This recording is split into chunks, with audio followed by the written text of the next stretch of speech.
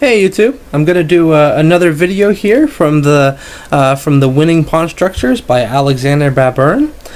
This time we're going to look at a game that still shows the sort of the thematic attack on the f7 square, but this one looks a little bit different than the last two that we looked at. So the opening here comes d4, knight f6, c4, e6, knight f3, and b6. Which is a Queen's Indian, not actually an opening that I think we've seen so far in our IQP videos, just showing how versatile knowing this position with the IQP can be. It comes from so many openings. It's hard to imagine anybody that has a repertoire that doesn't include playing isolated queen pawn positions at some times. So knight c3, bishop b7, e3, just standard normal development for this opening. This is all still theory. D5, we first get our first tension in the center, sort of showing us that an IQP might be possible. Castles, B3, and then C5, and then we see this quad set of pawns, which often can yield in one or the other side having an IQP. So bishop B2, queen E2, and then we get this capture, and then G6. Which is an interesting idea. Black's point is that he's going to play g6, rook e8, bishop f8, and then fianchetto the bishop, which is going to do two things. One, this bishop's probably better placed on g7, because it faces off against white's bishop. And then also, this pawn being here on g6 is going to blunt the bishop here on d3. Often, in a lot of the IQP games, we see that white sets up this battery on d3 and c2 to force this g6, so that they have created somewhat of a weakness on the king side. So here, black does it by himself without sort of being encouraged. But really, if he manages to get his bishop around to g7, this isn't going to be that weak. So we get rook d1, and then knight h5. His point is that he wants to play knight f4 and win the bishop pair. So white stops that. I mean, it was a pretty short-lived idea. The queen isn't really any worse on e3 than it was on e2. It still controls the e file, and but from here it even actually helps protect d4. So I think white can be sort of happy with this. It's possible that this knight could end up being a little bit offsides. So we get the rook coming to the c file. We can already see this rook on the c file, the bishop not on this diagonal here.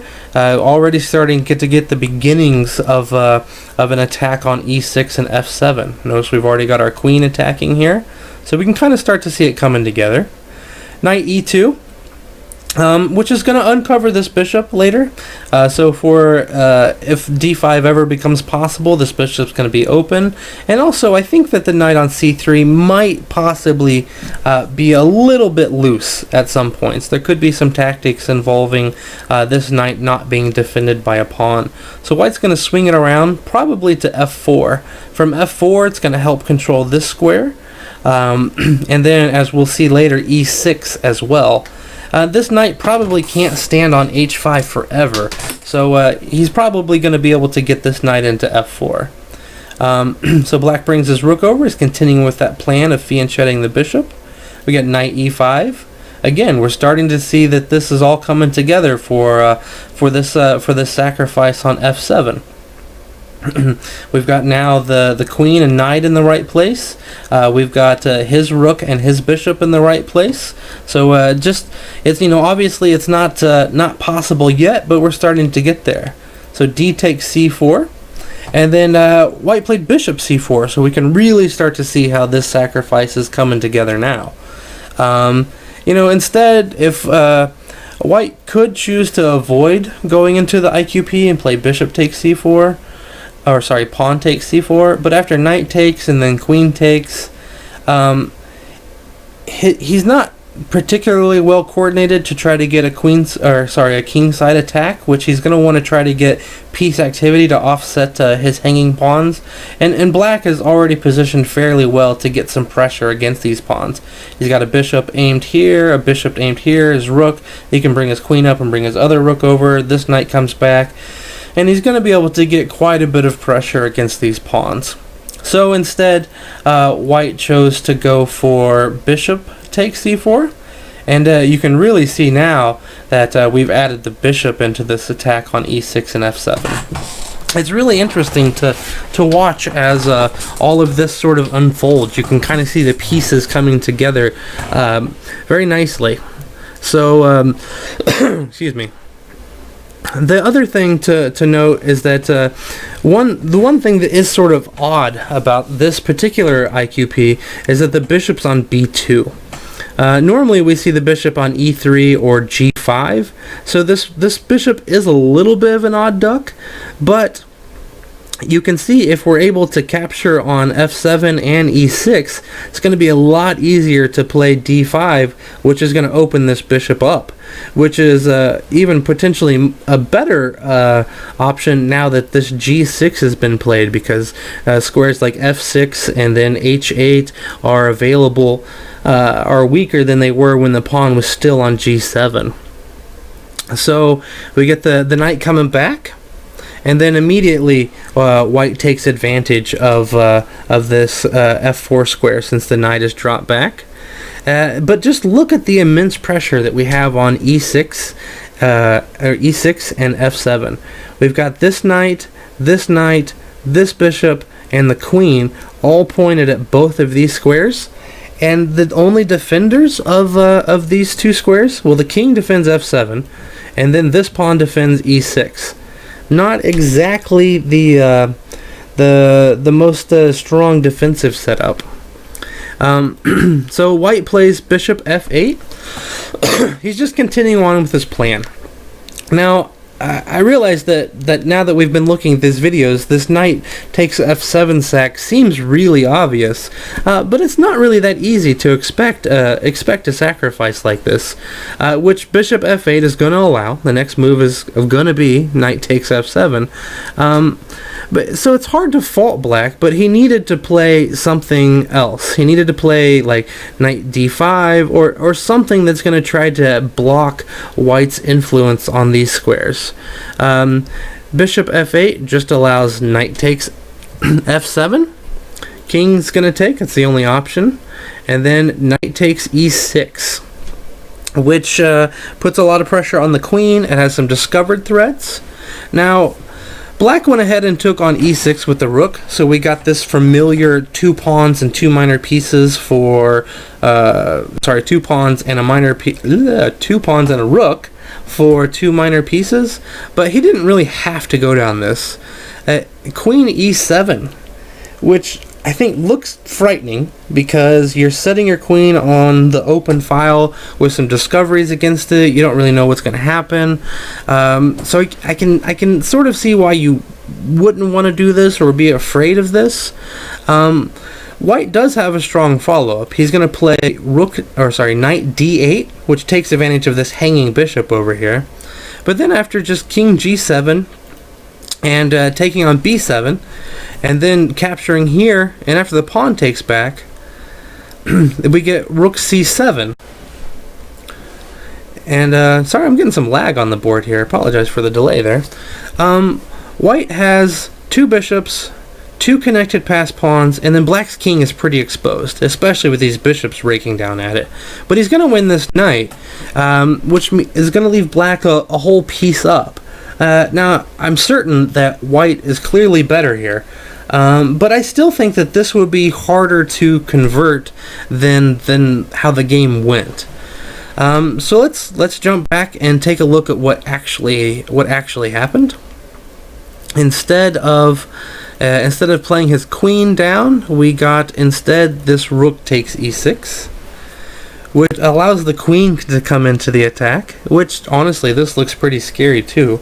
I don't know if this is any less scary than setting the queen out on the open file. King g7, we got queen f7, and it brings the king back to h8. And then, so really, white hasn't sacrificed any material. In actuality, he's up a little bit of material. Once he brings this knight to e1 and then manages to play d5, the black king is struggling. Every single piece of whites is open and active, and black's king's really exposed. So this just looks terrible. So we get rook to e1, and then b5. The idea of b5 is he's wanting to try to kick this bishop here. But we're just going to play to e6.